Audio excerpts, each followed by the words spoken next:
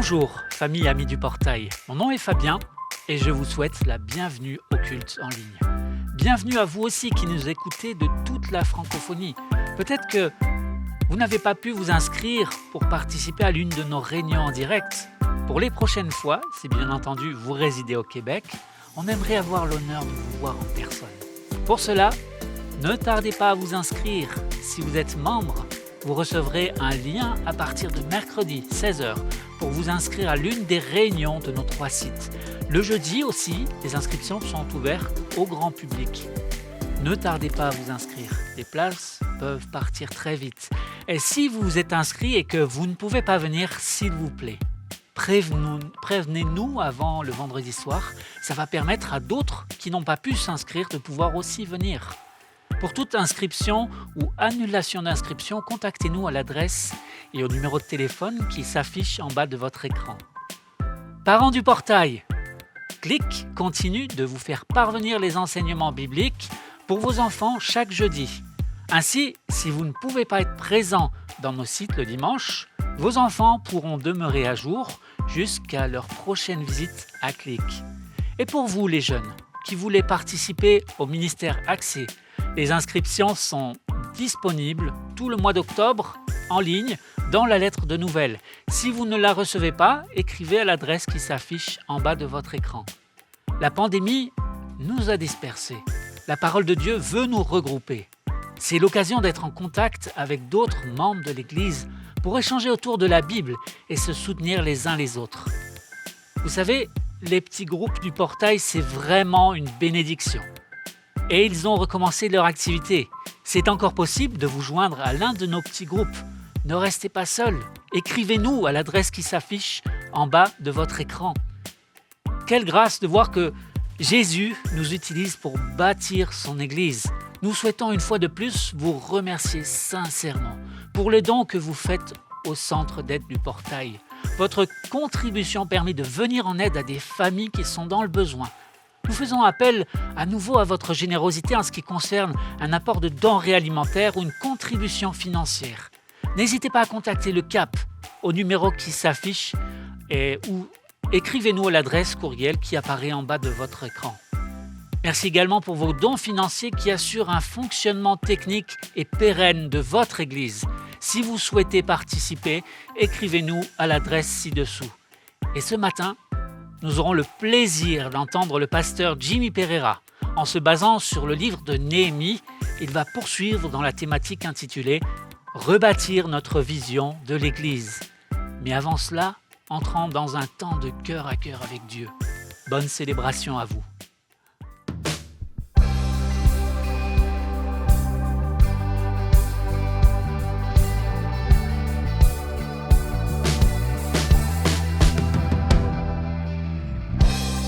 Que ton nom est majestueux, Seigneur, sur toute la terre.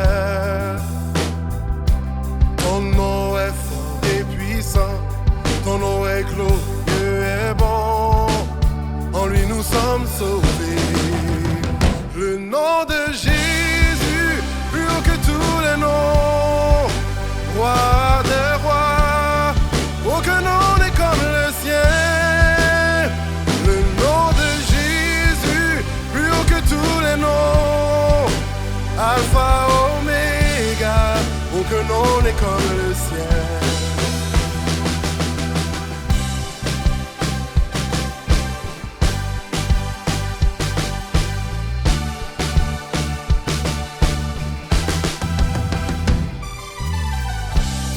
Ton nom est comme un doux parfum, déversé sur mon âme, sur mon âme.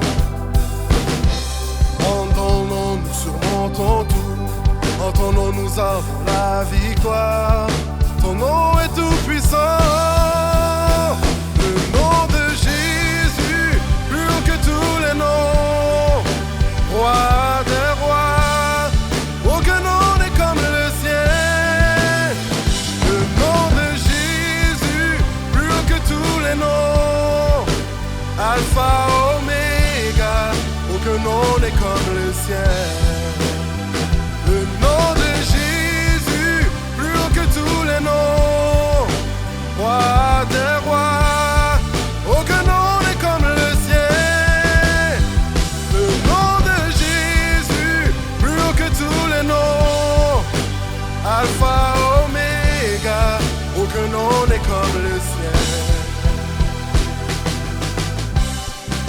notre Dieu n'a vécu la mort, que Jésus-Christ est ressuscité, nous l'élevons plus haut. En son nom, tout nous fléchit, en son nom, tout le peuple est sauvé. Nous élevons son nom, le nom de Jésus, plus haut que tous les noms. Roi des rois, aucun nom n'est comme le sien. Le nom de Jésus, plus haut que tous les noms. Alpha, Oméga, aucun nom n'est comme le sien. Aucun autre Dieu n'a vécu la mort, que Jésus-Christ est ressuscité. Nous l'élevons plus haut. En son nom, tout nous fléchit, en son nom, nous est sauvé. Nous élevons son nom. Jésus, Jésus, Jésus. Oh Jésus, Jésus, Jésus, Jésus. Oh Jésus, encore une fois Jésus, Jésus, Jésus, Jésus. Oh Jésus, Jésus, Jésus, Jésus. Oh Jésus, le nom de Jésus, plus haut que tous les noms. Roi des rois, aucun nom n'est comme le sien. Le nom de Jésus, plus haut que tous les noms. Alpha, Oméga, aucun nom n'est comme le sien. Le nom de Jésus, plus haut que tous les noms. Roi des rois, aucun nom n'est comme le sien. Le nom de Jésus, plus haut que tous les noms. Alpha, Oméga, aucun nom n'est comme le sien.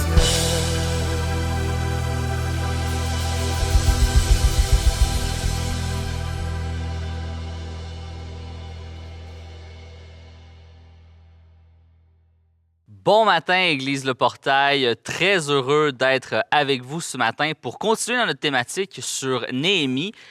Donc, ce matin, nous continuons dans le livre de Néhémie. C'est notre 4e message dans la thématique. Et nous allons aller au chapitre 4 du livre de Néhémie. Donc, si tu as ta Bible entre tes mains, vas-y, rouvre à Néhémie 4. Sinon, les versets vont apparaître à l'écran. Mais comme je le dis toujours, tu peux juste, lève-toi, dépêche-toi, va chercher ta Bible, tu as le temps, je fais mon intro. Vous savez, le livre de Néhémie, en général, met le focus sur la reconstruction. La reconstruction de la muraille, on l'a vu, c'est le thème principal du livre. Reconstruction et rebâtir. C'est quelque chose qui est très présent, en fait, c'est le thème central du livre. Et puis, alors que je me préparais pour ce message-ci, alors que je me plongeais dans les Écritures, pour moi, il était évident qu'après plusieurs mois, en fait, individuellement, on a été pendant plusieurs mois loin de l'Église. Oui, on continuait d'avoir l'Église en ligne, comme ceux en ce moment qui sont à la maison et qui peuvent profiter de ce message-là. Mais on a été loin des rassemblements. On a été loin les uns des autres. Et ça, c'est évident que ça a produit des brisures, des cassures. Ça a produit des choses qui, aujourd'hui, on va devoir rebâtir. Vous savez, c'est comme si je pars en voyage pendant 2 ans, puis je laisse ma maison comme ça, un peu à l'abandon, sans que personne aille prendre soin de ma maison. C'est sûr que quand je vais revenir après 2 ans, je vais avoir des choses à reconstruire, je vais avoir des choses à rebâtir. C'est la même chose avec mon jardin. Tu sais, si je plante un beau jardin avec des beaux plants de tomates, puis que j'en prends jamais soin, qu'est-ce qui va arriver? Bien, les mauvaises herbes vont pousser, mon plant de tomates va être étouffé par les mauvaises herbes et il ne portera plus de fruits. Finalement, il va juste être ça. Mon plant de tomate va être là, mais il va être en piteux état, il ne portera plus de fruits.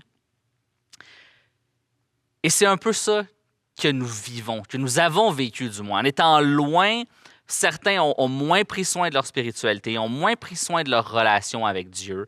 Et on se retrouve un peu comme ce plant de tomate étouffé par les mauvaises herbes. Et il faut faire un travail de reconstruction. Pour le texte de Néhémie, on voit que c'est centré sur le retour de l'exil du peuple d'Israël. Israël est en exil et il revient. Le retour est brutal. Le retour est brutal parce que les murailles de la ville sont en ruine. Les portes sont plus là. La ville est exposée aux attaques. Et c'est important de comprendre qu'à l'époque, une ville sans murailles, c'est simplement pas une ville. Il y a personne qui veut habiter dans une ville dans un endroit qui est vulnérable, dans une ville qui est vulnérable. Et c'est poussé par Dieu, on l'a vu au chapitre 1, poussé par Dieu, Néhémie va entreprendre la reconstruction des murailles. Cependant, ça ne fait pas seulement des heureux. Bien au contraire, on va voir dans le texte que la reconstruction va produire quelque chose. Donc, on va lire ensemble versets 1 à 4 du chapitre 4. Mais Sambala, Tobia, les Arabes, les Ammonites et les Achodites furent très fâchés d'apprendre que la réparation des murailles de Jérusalem avançait et qu'on commençait à reboucher les brèches. Verset 2. Ils conspirèrent tous ensemble pour venir attaquer Jérusalem et lui causer du dommage. Mais nous avons prié notre Dieu et à cause d'eux, nous avons mis en place une garde jour et nuit pour nous défendre contre eux. Verset 4. Cependant, Juda disait, « Les forces des porteurs vacillent, les décombres sont considérables. Nous ne parviendrons jamais à bâtir la muraille. » Mon premier point ce matin, rebâtir, c'est un acte de guerre. C'est important de le comprendre. Néhémie ici va faire face à une menace relativement importante. C'est quoi son crime? Qu'est-ce qu'il a fait pour fâcher à ce point-là Sambala, Tobia, les Ammonites, les Achodites? Qu'est-ce qu'il a fait? Il a simplement voulu reconstruire la muraille. Les ennemis voient dans cette reconstruction, la reconstruction de la muraille, voient une opposition, voient même jusqu'à une menace à leur propre suprématie. Ils vont donc, on le voit dans le texte, conspirer pour passer à l'attaque et stopper les efforts de reconstruction. Vous savez, les Achodites dans le texte, ce n'est qu'un autre nom pour les Philistins. Et vous savez, au travers l'histoire, les choses, des fois, changent de nom, les choses changent de forme, mais ça reste la même bonne vieille attaque, le même vieux ennemi. Et c'est la même chose, hein? C'est exactement la même chose dans nos vies. C'est toujours... On aimerait que la vie chrétienne soit toujours une route droite, sans embûches, où il arrive absolument jamais. Rien, tu sais, qu'on marche bien. Mais il arrive qu'on constate des dégâts dans différents aspects de nos vies. Et qu'arrive-t-il quand on veut se prendre en main? Qu'est-ce qui arrive quand tu décides que tu veux reconstruire ton mariage? Qu'arrive-t-il quand tu veux reconstruire ta communion avec Dieu? Qu'arrive-t-il quand tu veux reconstruire une relation brisée avec quelqu'un? Ou peu importe comment est-ce que ça s'applique à ta vie. Mais quand tu veux reconstruire quelque chose qui a été brisé, qu'est-ce qui se passe? La même chose que dans le texte. Les mêmes ennemis du passé viennent encore aujourd'hui. L'ennemi passe à l'attaque. Reconstruire, c'est beaucoup plus compliqué, puis c'est beaucoup plus difficile, puis ça va soulever beaucoup plus d'opposition que le statu quo. Si Néhémie avait retourné à Jérusalem et qu'il n'avait pas reconstruit les murailles, Sambala, Tobia, les Ammonites, les Achodites n'auraient pas passé à l'attaque, ils n'auraient pas voulu attaquer. Mais vouloir agir pour la gloire de Dieu dans nos vies, c'est une déclaration de guerre envers celui qui préfère que nous soyons misérables et en ruine. L'ennemi préfère qu'on soit misérable et en ruine. Normal que lorsqu'on veut se reprendre en main, lorsqu'on veut reprendre les choses de Dieu en main, lorsqu'on veut agir pour la gloire de Dieu, nécessairement, il y a une opposition. C'est juste la réalité. La muraille fâche le monde parce qu'en fait, elle fâche la liste de gens qui sont dans le texte. Pourquoi? Parce qu'elle offre une protection. La muraille devient une protection contre ses ennemis. L'Église joue le même rôle. L'Église, par son enseignement, son éthique, l'éthique chrétienne, bâtit une muraille de protection autour du croyant. Le monde le monde, le péché, le monde pécheur, la pensée de ce monde, n'a plus accès comme il veut à notre cœur. Il n'a plus accès à notre pensée.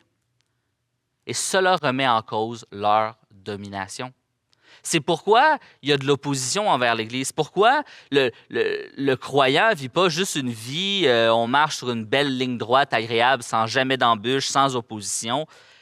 Je crois que la Bible, elle est claire. Au travers l'entièreté de la Bible, il y a toujours une opposition contre le peuple de Dieu. Nous sommes le peuple de Dieu, nous allons rencontrer les mêmes oppositions que le peuple de Dieu dans l'Ancien Testament, dans le Nouveau Testament. Pourquoi? Je l'ai dit tout à l'heure, les ennemis du passé, c'est les mêmes ennemis qu'aujourd'hui. Les oppositions du passé sont les mêmes oppositions du passé. Les péchés du passé sont les mêmes péchés d'aujourd'hui. Ce qui s'oppose au peuple de Dieu dans l'Ancien Testament s'oppose au peuple de Dieu aujourd'hui en 2021 à Laval, à Saint-Eustache puis à Terrebonne. C'est ça la réalité. Pourquoi? Parce que le fait qu'on soit en Jésus remet en cause l'autorité du monde sur nous. Le monde n'est plus notre Seigneur, nous avons un seul Seigneur, Jésus-Christ. Continuons ensemble. Versets 5-6. « Et nos adversaires disaient, « Ils ne seront et ne verront rien jusqu'à ce que nous arrivions au milieu d'eux. Nous les tuerons et nous ferons ainsi cesser l'ouvrage. Or, les Judéens qui habitaient près d'eux vinrent 10 fois nous avertir. De tous les lieux d'où vous reviendrez, venez vers nous. » Mon deuxième point, c'est simplement écoute ceux qui avertissent. Écoute ceux qui avertissent. Puis suis-moi, là, je sais que déjà tu dois te dire, ah, c'est ça, il va dire écoutez vos pasteurs, puis on le sait aussi. Non, attendez. Suivez mon fil de réflexion. Vous ne trouvez pas que ça serait plus simple si le péché dans notre vie arrivait avec un gros bandeau rouge puis un son de buzzer? Tu sais, quand tu viens pour pécher, là, il y aurait un son qui faisait « mais ». Il semble que ça serait plus simple. Mais il semble que ça l'éviterait qu'on se mette les pieds dans les plats. Mais il semble que ça serait pas mal plus simple de juste savoir « oh, attends, je vais franchir une ligne qui va mener au péché ». Mais le problème, c'est que c'est pas comme ça que ça marche. Ça, c'est pas la vraie vie. Ça, c'est les dessins animés. C'est pas ça la vraie vie. La vraie vie, c'est que le péché, c'est pernicieux, c'est traître et surtout, c'est subtil. Ça s'infiltre dans nos vies, ça s'infiltre dans nos cœurs et même jusque dans nos habitudes. Un petit pas à la fois, une tentation à la fois, une décision à la fois. Le texte nous dit, ils ne sauront et verront rien. N'est-ce pas la tactique préférée de Satan? N'est-ce pas la tactique préférée de l'ennemi? Doucement, mais sûrement. Un petit pas à la fois. C'est ça l'affaire. S'éloigner de Dieu. Ça n'arrive pas du jour au lendemain. Il n'y a personne qui se lève un matin et dit « Bon, c'est fini, je ne vais pas à l'église, j'ai plus envie de lire ma Bible, je suis plus Dieu, je suis plus croyant. » Dans la vraie vie, ça ne se passe pas comme ça. On s'éloigne de Dieu tranquillement. C'est une succession de décisions puis de concessions. Puis à un moment donné, on regarde en arrière puis on est rendu loin. On est rendu loin de Dieu, on est rendu loin de l'Église, on est rendu loin des frères et des sœurs qui constituent l'Assemblée. C'est un peu comme, moi et ma femme, on faisait quand même beaucoup de kayak avant. Puis on avait, on l'a encore d'ailleurs, on a un kayak de mer. Puis, une des choses qu'on s'est fait dire rapidement quand on a acheté notre kayak, c'est faites attention si vous allez mettons, sur la mer. C'est un kayak de mer, donc si vous allez à la mer. Pourquoi? Parce qu'il y a des courants, il y a des marées, et rapidement, un kayakiste qui n'est pas super habitué ne va pas sentir son kayak se faire attirer vers le large. Puis ça se fait tranquillement, ça se fait doucement, mais à un moment donné, tu tournes de bord, tu regardes à gauche, à droite, tu ne vois plus le rivage, puis tu es soudainement en danger de mort.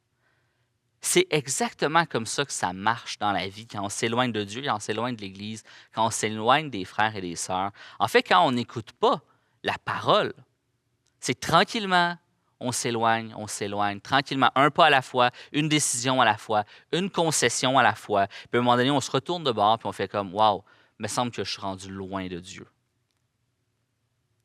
C'est pourquoi Dieu a donné les Écritures.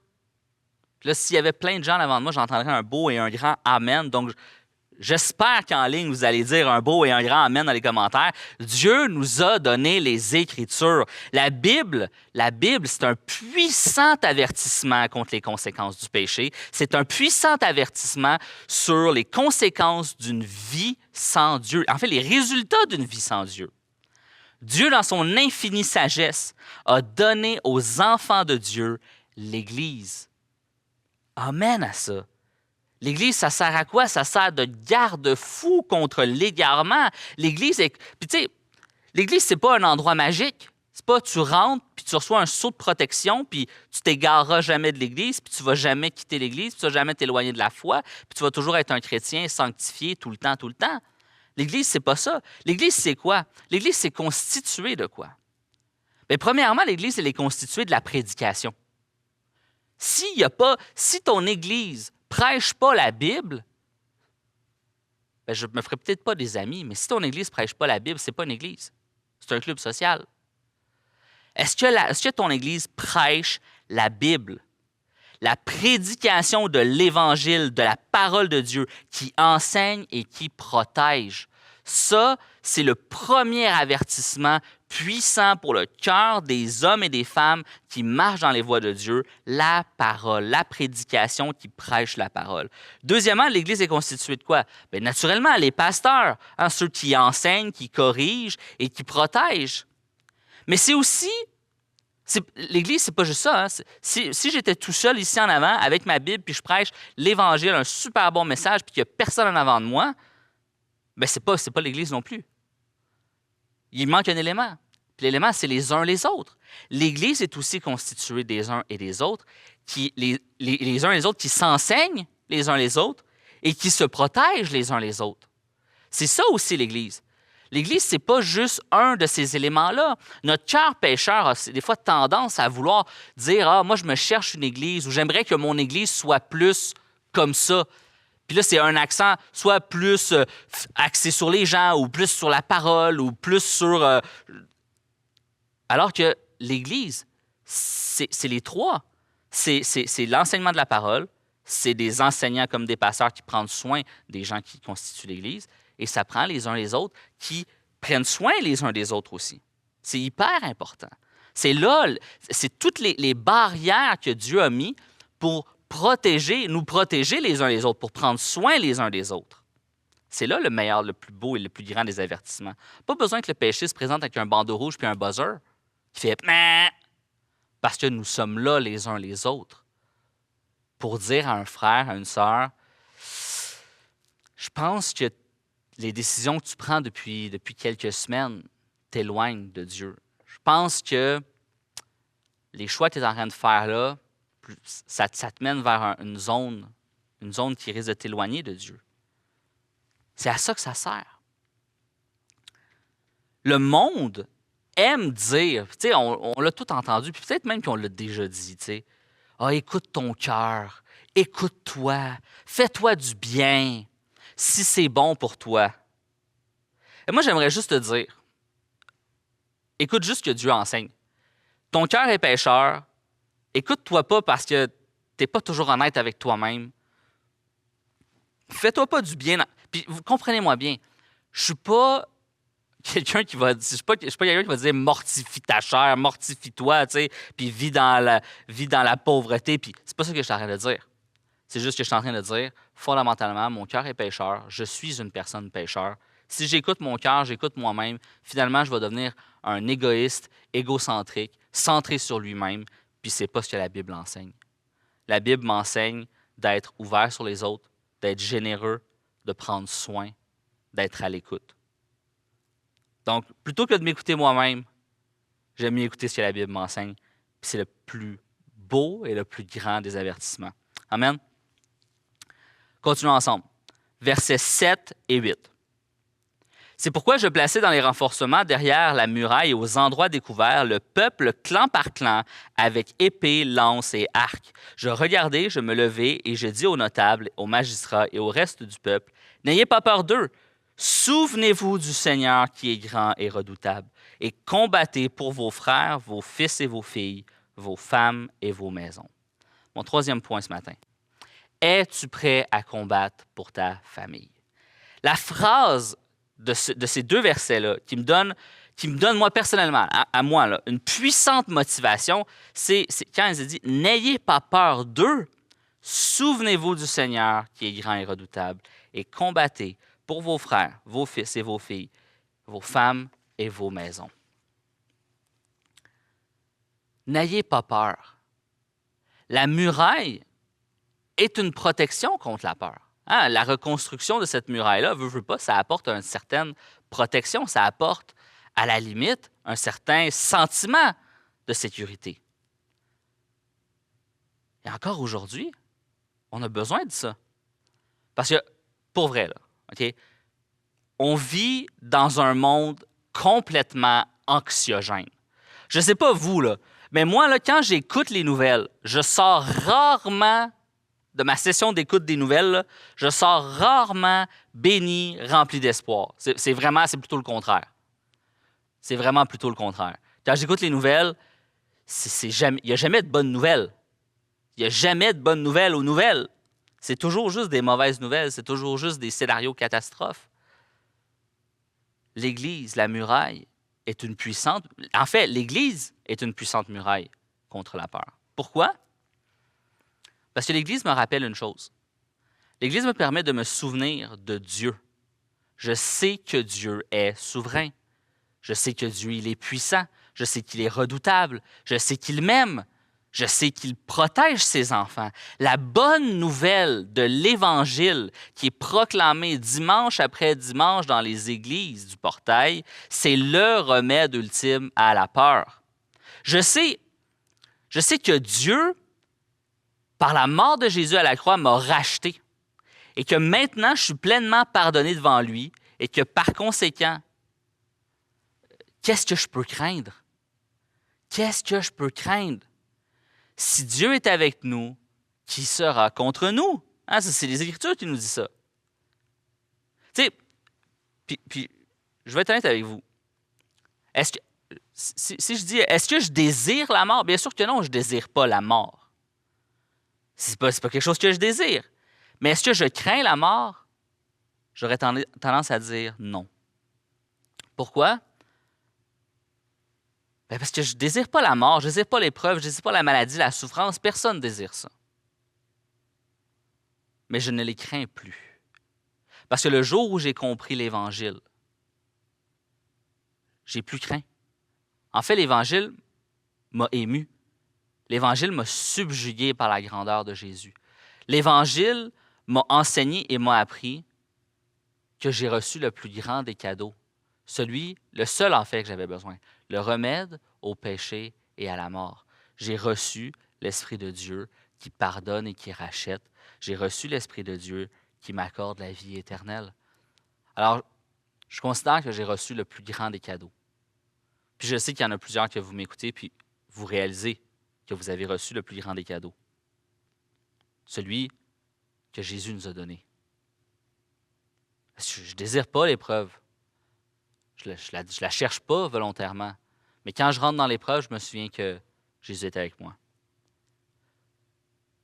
Quand je rentre dans la maladie, quand je souffre, quand mon corps me fait mal, quand je dois aller à l'hôpital, quand il y a des proches de ma famille qui meurent, il y a une chose que je me rappelle, c'est que Jésus est avec moi. Ce plus grand cadeau qu'il m'a donné, cette réconciliation qui s'est produite entre nous et Dieu par le sacrifice de Jésus, c'est le plus grand des cadeaux.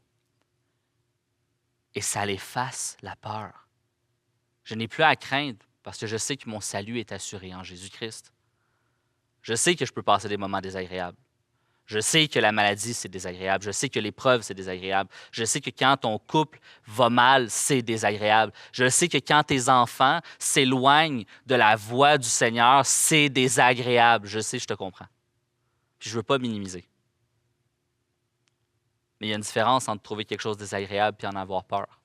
Il y a plein de choses en vie qui sont désagréables. Mais mon espoir, ce qui me rassure, ce qui me donne finalement une joie profonde dans mon cœur, c'est de savoir que Jésus-Christ est en contrôle, parce qu'il est souverain, parce qu'il est tout-puissant. Amen. Et le texte nous dit, Je vais juste terminer cette portion-là. Le texte nous dit de combattre pour nos fils, nos filles, nos frères, nos femmes, nos maisons. C'est pas pour rien que le texte souligne ça. Hein? Lorsqu'on comprend à quoi nous prenons part et comment ça affecte la vie de ceux qui nous entourent, c'est un puissant motivateur. C'est un puissant motivateur. Parce que lorsqu'on construit nos défenses spirituelles, lorsqu'on vient à l'Église, lorsque notre relation avec Dieu va bien, lorsqu'on lit la Bible, qu'on prie, qu'on a une vie spirituelle riche, ça contribue positivement à notre entourage. Parce qu'il y a quelque chose, on suscite l'intérêt, on suscite le questionnement. Il y a des gens qui vont dire « Mais qu'est-ce que tu as de spécial? Qu'est-ce qui fait que tu vas chaque dimanche à l'Église? Pourquoi? Qu'est-ce qui se passe? » C'est un puissant motivateur, mais c'est aussi un legs, c'est aussi un héritage. Pourquoi je dis ça? Le texte dit pour tes fils, tes filles, tes frères, tes voisins, tout ça. Moi, je trouve que lorsqu'on regarde ce qu'on construit, est-ce qu'on construit un château de cartes actuellement? Est-ce que c'est le but, c'est de construire un château de cartes? Non, ils construisent une muraille. Aujourd'hui, en 2021, ici, à l'Église de Portail, ensemble, qu'est-ce qu'on construit? On construit un château de cartes ou on veut construire quelque chose qui va perdurer? L'Église de Portail a déjà 40 quelques années. C'est pas arrivé comme ça. Il y a eu quelqu'un qui s'est levé à un moment donné puis qui a posé la première pierre. Puis aujourd'hui, nous, on continue à simplement poser une pierre par-dessus celle que nos pères ont posée avant. Et c'est ça. Moi, mon motivateur, c'est que si Jésus retarde sa venue, puis qu'il vient juste en 2221, mais qu'il ne trouve pas ici, que ce soit à Saint-Eustache, à Terrebonne ou à Laval, ma prière, c'est qu'il ne trouve pas des ruines, qu'il ne trouve pas une église en ruine, mais bien une église qui loue son nom, qui glorifie son nom et qui, dimanche après dimanche, proclame sa parole. C'est ça qu'on construit ensemble. Parce qu'on croit que ça va avoir un impact. Pas simplement pour nous. C'est clair. Moi, avant là, d'être pasteur, là, puis que j'étais assis dans l'assemblée, puis tout ça, c'est une bénédiction, l'Église. J'étais béni. C'est sûr, c'est le fun, l'Église. Mais à un moment donné, il faut mettre la main à la pâte. Juste être béni, béni, béni, béni. Vous savez, c'est comme la mer morte. Vous savez pourquoi la mer morte, son taux de salinité, c'est aussi salé que ça, puis il n'y a rien qui vit dedans? Parce que tous les cours d'eau se déversent dedans, mais la mer morte se déverse dans rien. Donc, le taux de salinité monte, puis ça devient stérile. Mais peut-être que c'est toi, ça, aujourd'hui. Tu es là, tu es assis peut-être à l'église, tu es peut-être assis chez toi dans ton salon, puis tu reçois, puis tu reçois, puis tu reçois, puis tu reçois, puis tu ne te déverses jamais dans rien. Mais mon ami, c'est un danger. C'est un danger que tu deviennes juste spirituellement stérile, que tu deviennes spirituellement mort. Parce que c'est pas ça l'Évangile, c'est pas ça l'Église. C'est pas juste recevoir, c'est recevoir pour donner. Pour donner maintenant, mais pour donner aussi aux générations futures, pour ceux qui vont venir. Tu sais, vous savez, moi, j'aime lire les pères de l'Église. J'aime lire, par exemple, tu sais, mettons Billy Graham. Tout le monde connaît Billy Graham, qui a eu un impact incroyable. Mais ces hommes et ces femmes-là, quand ils faisaient ce qu'ils faisaient, ils ne savaient pas nécessairement l'impact qu'ils allaient avoir, mais ils agissaient juste avec fidélité envers les Écritures puis envers ce que Dieu avait placé dans leur cœur. Puis moi, c'est ma prière pour nous, pour moi, pour vous ce matin. C'est pas de regarder et de dire « Ah, moi, je veux être un héros de la foi » ou « Je veux que dans 100 ans, on lise mes livres. » Mais simplement, juste aujourd'hui, juste être fidèle. Il faudrait que ce soit notre prière. Aujourd'hui, je veux juste être fidèle. Juste fidèle dans les petites choses. Juste servir Dieu. Juste servir mon Église. Je veux juste servir mon voisin. Juste servir celui qui est assis à côté de moi le dimanche matin. Si vous savez, des fois, ça ne paraît pas, là, parce que l'Église n'est pas en feu. Là. Mais l'urgence de la situation, là, elle est là. Je veux dire, les chrétiens ne gagnent pas un concours de popularité au Québec puis dans le monde en général. On a besoin d'hommes et de femmes courageux, courageuses, qui vont partager l'Évangile, qui vont agir intègrement, puis qui vont juste être des fidèles représentants de l'Évangile, dans les petites choses. Parce que vous savez, la construction à laquelle je participe, la construction à laquelle nous participons aujourd'hui, est beaucoup plus grande que l'inconfort de mes circonstances. Parce que on va toujours avoir des bonnes raisons pour ne pas servir. On va toujours avoir des bonnes raisons pour ne pas construire nos défenses spirituelles. Mais moi, je te le dis, la construction, ce que tu bâtis aujourd'hui est beaucoup plus grand que l'inconfort de tes circonstances. Et continuons.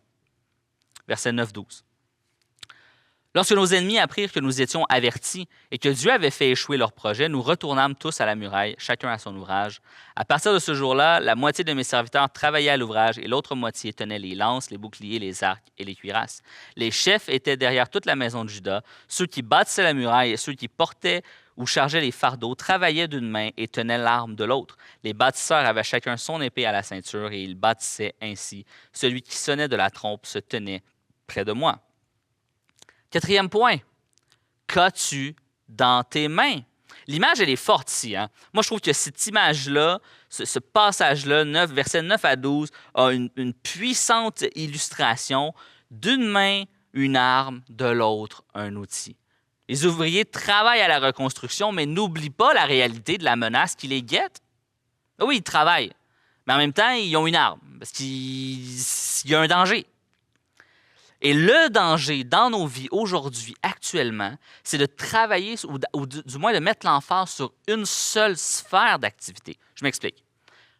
Ça serait un danger, par exemple, de venir à l'Église seulement quand tu sers, puis jamais venir t'asseoir dans l'Assemblée pour bâtir tes défenses, recevoir la parole de Dieu, louer le Seigneur avec tes frères et tes sœurs. Ça serait un danger. De l'autre côté, ça serait aussi un danger de venir à l'Église simplement pour recevoir, louer et jamais contribuer. Les deux, ce serait un danger. Mais honnêtement, je le sais que je parle pour les autres églises. L'Église de Portail, c'est pas comme ça. Je le sais que vous êtes tous 100% équilibrés, que les gens ici, ça roule super bien. OK? Mais c'est ça, c'est la réalité des choses. Il faut faire attention. C'est un danger d'être dans une sphère trop puis pas assez équilibré. Le but, c'est d'être équilibré. Ici, on le voit, ils travaillent d'une main, puis ont l'arme de l'autre. En terminant sur ce point-ci, il y a un truc qui ressort de ce passage-là, mais aussi, comme je l'ai dit au début, dans pas mal tout le livre, il y a un thème, hein, le thème de la reconstruction, bon, c'est présent, mais il y a aussi ce thème-là, le thème de la responsabilité individuelle et collective dans la construction. Vous savez, Dieu est tout-puissant. Amen? Tout le monde est d'accord avec ça. Mais la question, c'est, mais pourquoi il n'a pas reconstruit le mur miraculeusement alors? Dieu aurait pu claquer des doigts et reconstruire le mur. De la même manière, pourquoi est-ce que quand on devient chrétien, on ne devient pas comme immunisé au péché, complètement sain, sans possibilité de péché? Il me semble que ça serait plus simple. Mais c'est parce qu'on oublie quelque chose. On voudrait un peu être comme des enfants gâtés, recevoir tout cuit dans le bec. Entendez-moi bien, je ne parle pas d'un salut par les œuvres. Bien sûr que non. Le salut est par grâce.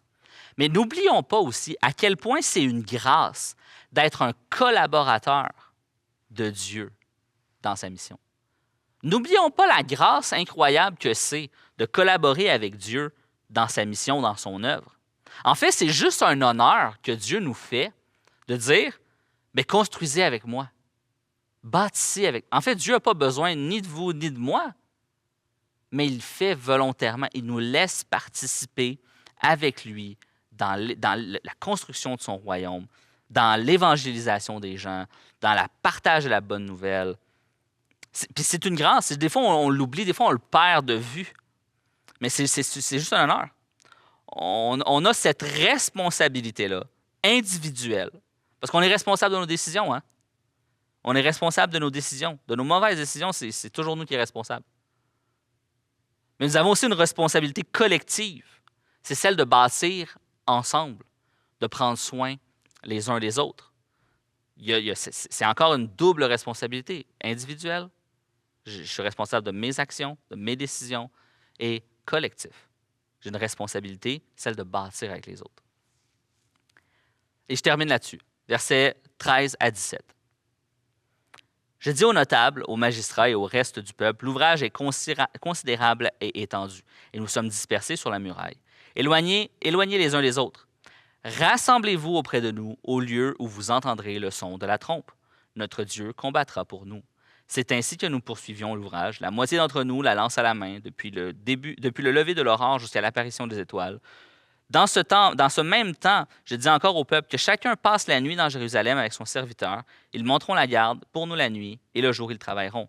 Et nous ne quittions pas nos vêtements, ni moi, ni mes frères, ni mes serviteurs, ni les hommes de garde qui me suivaient. Chacun n'avait que ses armes et de l'eau. Et je veux conclure avec ça. Mon 5e point, c'est en même temps, c'est ma conclusion. Je sais que ça fait déjà un petit bout que je prêche. J'ai une question pour toi ce matin. Quand la trompette sonne, tu fais quoi? Mon 5e point, c'est quand la trompette sonne, combattons ensemble. Simplement. Je conclue avec ça. Le son de la trompette, le texte nous dit « Rassemblez-vous auprès de nous, au lieu où vous entendrez le son de la trompe. Notre Dieu combattra pour nous. » Le verset 14 nous dit « Rassemblez-vous ». Ce matin, je veux simplement t'exhorter. Je veux simplement t'exhorter en te rappelant que Dieu combat pour nous. Okay? Je ne sais pas c'est quoi le combat que tu fais actuellement. Je ne sais pas c'est quoi le défi que actuellement tu vis et qui est difficile. Mais je veux t'exhorter en disant Dieu combat. Dieu combat pour toi. Peut-être que ce matin, pour toi, là, le son de la trompette, c'est juste de venir à Jésus. Tu entends le message, je ne sais pas où, puis tu entends le message de l'Évangile. Tu entends Dieu qui t'attire à lui. Peut-être que c'est ça. Mais je te l'ai dit, tu as une responsabilité individuelle. Viens à Dieu. Pour ça, tu vas avoir une responsabilité collective. Viens à l'Église. C'est peut-être que, pour d'autres, le son de la trompette, c'est juste, ça te rappelle. Hey, ça fait longtemps que tu es loin. Ça fait longtemps que tu n'es pas venu à l'Église.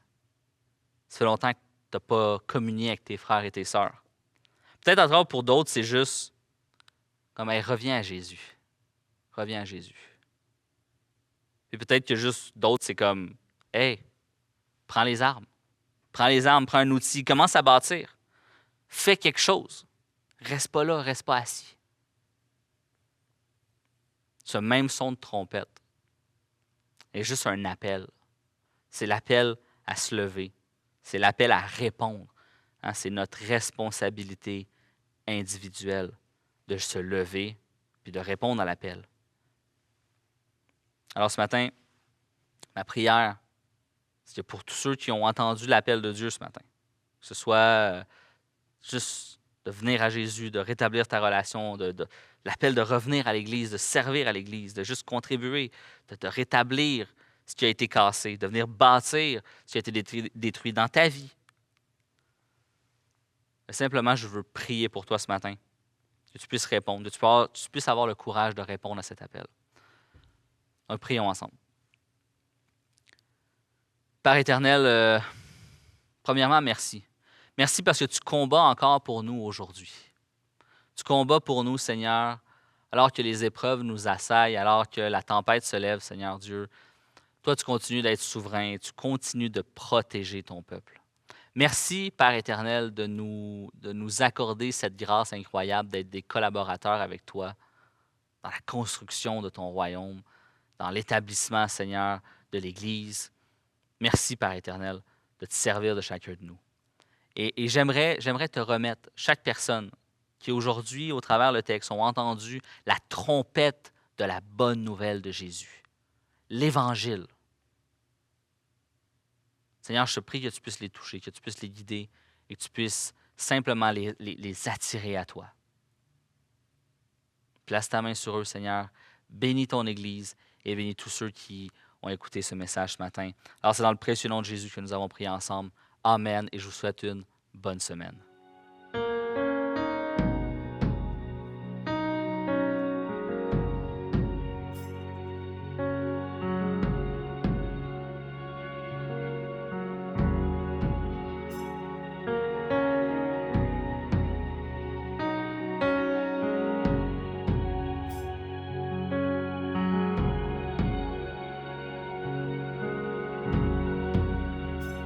Tu es là, présent parmi nous.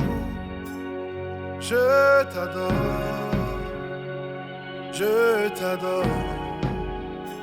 Tu es là, agissant parmi nous. Je t'adore, je t'adore. Tu es là, présent parmi nous. Je t'adore, je t'adore. Oui, tu es là, agissant parmi nous.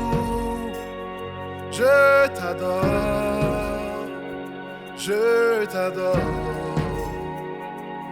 Tu traces un chemin au Père des miracles. Tu tiens tes promesses, lumière dans les ténèbres. Mon Dieu, c'est ce que tu es.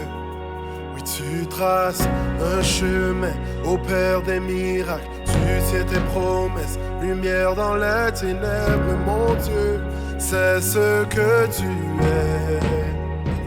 Tu es là, transformant nos cœurs. Je t'adore, je t'adore. Tu es là, guérissant nos cœurs. Je t'adore, je t'adore. Tu es là, transformant nos vies. Je t'adore, je t'adore. Tu es là, tu restaures les cœurs brisés. Je t'adore, je t'adore. Tu traces un chemin au Père des miracles. Tu tiens tes promesses, lumière dans les ténèbres. Mon Dieu, c'est ce que tu es. Oui, tu traces un chemin au Père des miracles. Tu tiens tes promesses, lumière dans les ténèbres. Mon Dieu, c'est ce que tu es. Oui, tu traces un chemin au Père des miracles. Tu tiens tes promesses, lumière dans les ténèbres. Mon Dieu, c'est ce que tu es. Tu traces un chemin au Père des miracles. Tu tiens tes promesses, lumière dans les ténèbres. Mon Dieu, c'est ce que tu es. C'est ce que tu es. C'est ce que tu es. C'est ce que tu es. C'est ce que tu es. C'est ce que tu es. C'est ce que tu es. C'est ce que tu es. C'est ce que tu es. Tu traces un chemin au Père des miracles. Tu tiens tes promesses, lumière dans les ténèbres. Mon Dieu, c'est ce que tu es. Tu traces un chemin au Père des miracles. Tu tiens tes promesses, lumière dans les ténèbres. Mon Dieu, c'est ce que tu es. Tu es là, présent parmi nous. Je t'adore, oui je t'adore. Tu es là, agissant parmi nous. Je t'adore, oui je t'adore. Alléluia, tu donnes ta vie pour moi. Alléluia, pour la victoire de la croix. Tu es ressuscité,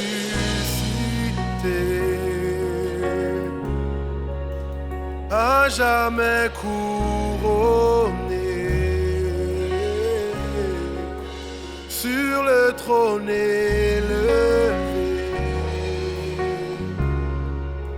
Tu règnes en majesté. tu es ressuscité. Tu es ressuscité.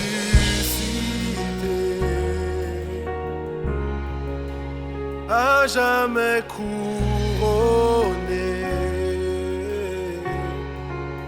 sur le trône